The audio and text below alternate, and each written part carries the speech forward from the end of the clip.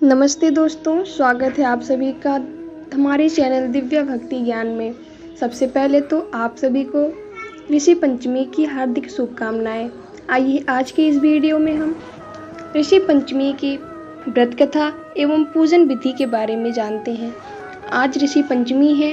हर साल भादो मास के शुक्ल पक्ष की पंचमी तिथि को ऋषि पंचमी का पर्व मनाया जाता है। ऐसी मान्यताएं हैं कि इस दिन व्रत उपासना करने से जाने अनजाने में हुई गलतियों का प्रायश्चित किया जा सकता है। ऋषि पंचमी के दिन लोग सप्त ऋषियों की पूजा करते हैं और उनका आशीर्वाद पाने के बाद अपने पापों को क्षमा करने की प्रार्थना करते हैं।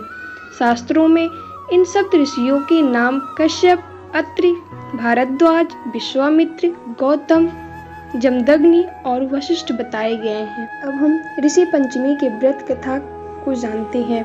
युधिष्ठिर ने प्रश्न किया, हे देवेश, मैंने आपके श्रीमुख से अनेकों व्रतों को श्रवण किया है। अब आप कृपा करके पापों को नष्ट करने वाला कोई उत्तम व्रत सुनाएं। राजा के इन वचनों को सुनकर श्री कृष्ण जी बोले, हे राजेंद्र, अब मैं तुमको ऋषि पंचमी का उत्तम व्रत सुनाता हूँ, जिसको धारण करने से स्त्री समस्त पापों से छुटकारा प्राप्त कर लेती है। हे नृपोत्तम, पूर्व समय में वृत्तासुर का वध करने के कारण इंद्र के उस पाप को 4 स्थानों पर बांट दिया। पहला अग्नि की ज्वाला में, दूसरा नदियों की बरसाती जल में, तीसरा पर्वतों और चौथा स्त्री के रज में। उस रजस्वला धर्म में जाने अनजाने उससे जो भी पाप हो जाते हैं, उनकी शुद्धि के लिए ऋषि पंचमी व्रत करना उत्तम है।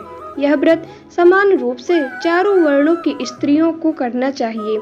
इसी विषय में एक प्राचीन कथा का वर्णन करता हूँ। सतयुग में विदर्भ नगरी में स्नेह जनित नामक राजा हुए थे। वे प्रजा का पुत्रवत पालन करते थे। उनके आचरण ऋषि के समान थे। उनके राज्य में समस्त वेदों का ज्ञाता, समस्त जीवों का उपकार करने वाला सुमित्र नामक एक कृषक ब्राह्मण निवास करता था। उसकी सती जैसी पवित्रता थी। ब्राह्मण के अनेक नौकर चाकर भी थे। एक समय वर्षा काल में जब वह साध्वी खेतों के कामों में लगी हुई थी, तब वह रसवला भी हो गई।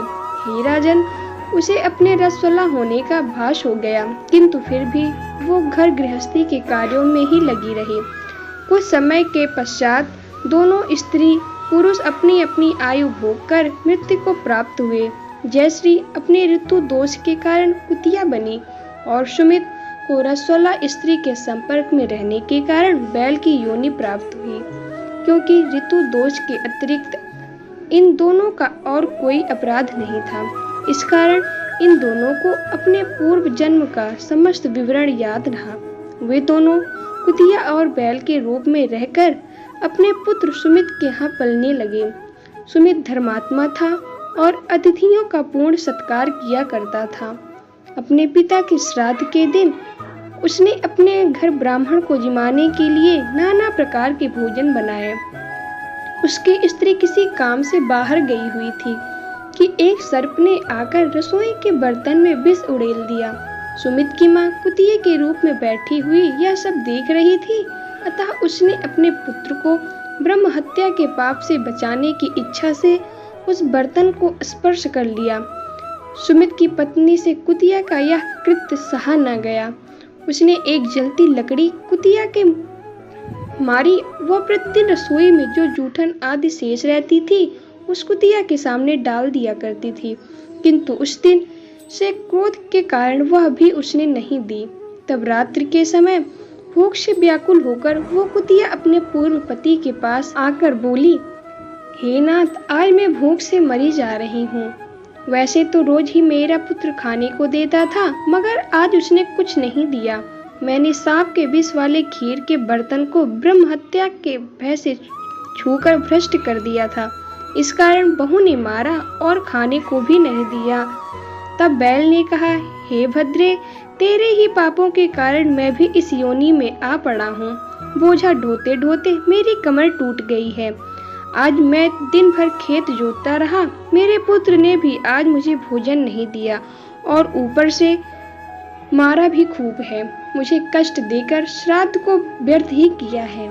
अपने माता पिता की इन बातों को उनके पुत्र सुमित ने सुन लिया।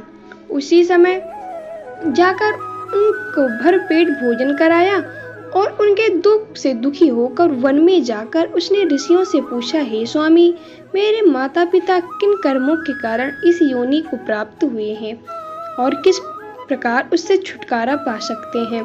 सुमित ने उन वचनों को श्रवण कर सर्वतपा नामक महर्षि दया करके वाले पूर्व जन्म में तुम्हारी माता ने अपने उच्च श्रृंखल स्वभाव के कारण रसोला होते हुए भी घर गृहस्थी की समस्त वस्तुओं को स्पर्श किया था और तुम्हारे पिता ने उसको स्पर्श किया था। इसी कारण वे कुतिया और वे बैल की योनि को प्राप्त हुए हैं। तुम उनकी मुक्ति के लिए ऋषि पंचमी का व्रत धारण करो। श्री कृष्ण जी बोले, हे राजन, महर्षि सर्वतपा के इन वचनों को श्रवण करके सुमित अपने घर लौट आया और ऋषि पंचमी का दिन आने पर उसने अपनी स्त्री सहित उस व्रत को धारण किया और उस पूर्ण को अपने माता पिता को दे दिया। व्रत के प्रभाव से उसके माता पिता दोनों ही पशु योनियों से मुक्त हो गए और स्वर्ग को चले गए। जो स्त्री इस व्रत को धारण करती है वो समस्त सुखों को पाती है। आइए अब हम ऋषि पंचमी की पूजन विधि को जानें।